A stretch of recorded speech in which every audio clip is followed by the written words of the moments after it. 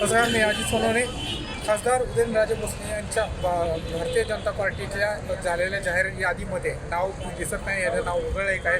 त्यामुळे साताऱ्यातील जे कार्यकर्ते आहेत ते आक्रमक झालेले आहेत दिसून येते. आपण त्याच्याशी बातचीत करणार आहोत.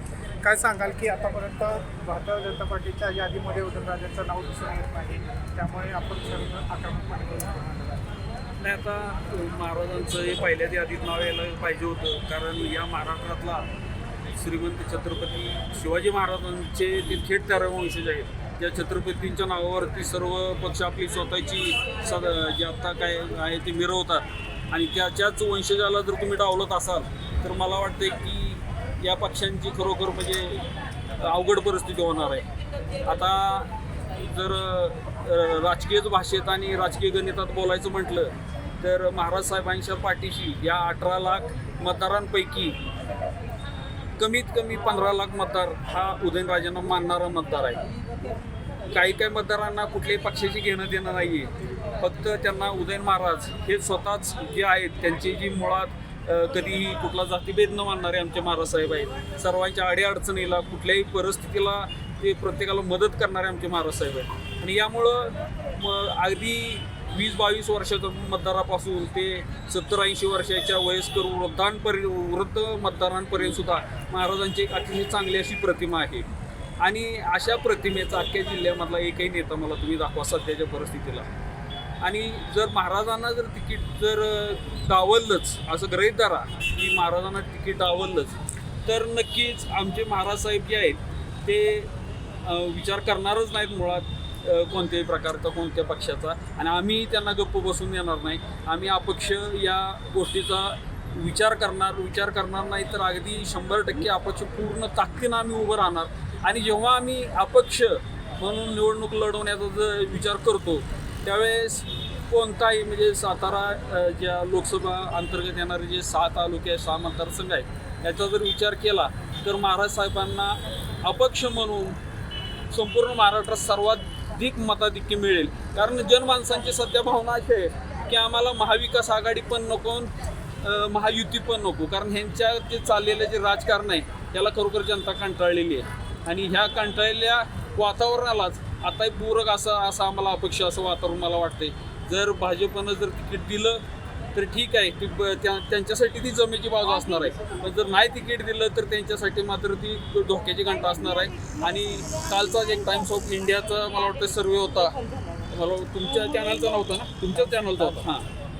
तर मी स्वतः तो सर्वे केल्यानंतर बघितलं 64% लोकांनी त्या सर्वेला उदयन महाराजांना पसंती दिली होती. मग आता 64% मला सांगा या अख्ख्या महाराष्ट्रामध्ये 64% मतदान घेणारा एकही नेता आहे का? तर म्हणजे आता मला काही जास्त बोलायचं नाही. तिकीट द्या म्हणून आमचे महाराज साहेब काय हात पसरणाऱ्यापैकी नाही आहेत आणि आम्ही पण त्यांचेच मावळे आहे. आम्ही काही हात पसरून तुमच्या पुढं भीक मागणार नाही.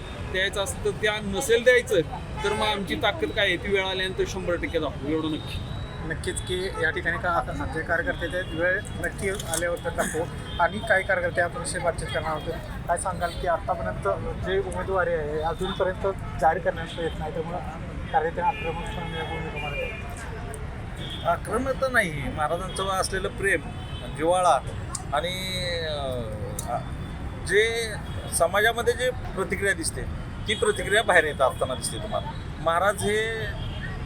महाराज नसून हे समाजाचे मालक आहेत. मालक की आम्ही मालक का म्हणतो महाराजांना की सामान्य नागरिकापासून त्यांची तळमळ होणाऱ्या अडचणी सोडवण्याचं त्यांचं जे कौशल्य आहे ते कुणाच्यातही नाही. आणि हे फक्त कोण करू शकतं तर तो समाजाचा जाणता राजा, जाणता माणूस करू शकतो, ते महाराज आहेत. आणि अशा व्यक्तीबद्दल जर तुम्हाला आस्था नाही आहे असं दिसत दाखवतात समाजात जर प्रतिक्रिया जात असेल तर साहजिक आहे ना समाजातून अशा वाईट प्रतिक्रिया येणार. आणि का नाही येते येऊ? जर ज्याचं काय महत्त्व नाही त्या लोकांच्या पहिल्या यादीत नाव, दुसऱ्या यादीत नाव, अजून पण तुम्ही महाराजांचं नाव घेत नाही, याचा अर्थ काय निघतो? तुम्ही फक्त मतासाठी छत्रपती शिवाजी महाराज की जय वंगना करणार आणि त्यांच्या 1300 वंशजांना तुम्ही आता अजून त्या यादीत घेत नाही, डावलणार. ही कुठली नीती तुमची? ही कूटनीती नाही, हे तुमचं राजकारण कोणाशी करताय? समाजाशी करता, मतदारशी करताय का थेट तुम्ही महाराजांच्या गादीशी करताय? ह्याचा तुम्हाला अनुभव येत नाही का? का तुम्हाला जरासुद्धा जाणीव होत नाही आणि जाणीव नसेल आणि ह्यात जर कोण राजकारण करत असेल तर ते राजकारण महाराजांनी त्यांना करायला शिकवलंय. राजकारण महाराजांनी कधी केलेलं नाही, समाजकार्य करत आले ते. आणि समाजकार्य करणारा राजकारण करायला शिकवायची गरज नाही, कारण की समाजच त्यांना राजकारण करायला शिकवल. पुढच्या माणसांना जे कूटनीती चालू आहे, तुमची पहिली कूटनीती बंद करा. सातारा जिल्ह्याला छत्रपती वंशजाचं घराणं आहे, गादी आहे आणि या गादीशी तुम्ही खेळ कराल तर तुमचा खेळ चांगल्याच पद्धतीनं मतदार करून दाखवेल. समाजकार्य नेते यांना समाजकार्य करायची माहिती नाही, नेतेगिरी करायची माहिती, ह्याच्यावरून हे निष्पन्न होते असं आम्हाला जाणवते. इतके समाजकारणात नीती करतील.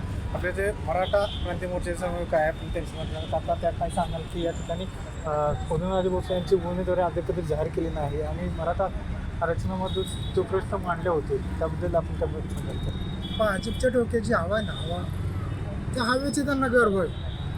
लक्षात त्यांना असं पाहिजे की सातारा जिल्ह्यात भाजप फक्त उदयन महाराजांना आहे. उदयन महाराज नसेल ना तर 8व्या दिवशी साताऱ्यात भाजपचं कमळ कुठेही दिसणार नाही, याची तरी त्यांनी जाण ठेवावी. ओके, भाजपचं कमळ या ठिकाणी कुठे दिसणार आहे. अनेक आपले जे कार्यकर्त्यांशी काय सांगाल की उमेदवारी अद्याप जाहीर केली? म्हणजे शिवरायांचे 13वे वंशज जे आपण आमचे दैवत श्रीमंत छत्रपती उदयनराजे महाराज साहेबांना आम्ही मानतो, त्या महाराज साहेबांना भाजप पक्षाने म्हणजे 2 याद्या डिक्लेअर झालेत आणि अजूनही त्यांचं नाव हे केलेलं नाही. ही लाजीरवाणी गोष्ट म्हणली पाहिजे भाजपवाल्यांची. आणि जर भाजप हे पक्ष कळाला असेल सातारकरांना, ह्या जिल्ह्याला, तर फक्त आणि फक्त उदयनराजे महाराजांच्याच मुळे हे कमळ फुललेलं आहे आणि त्यांच्यामुळेच सर्व कार्यकर्ते हे भाजपमध्ये प्रवेश केलेला आहे.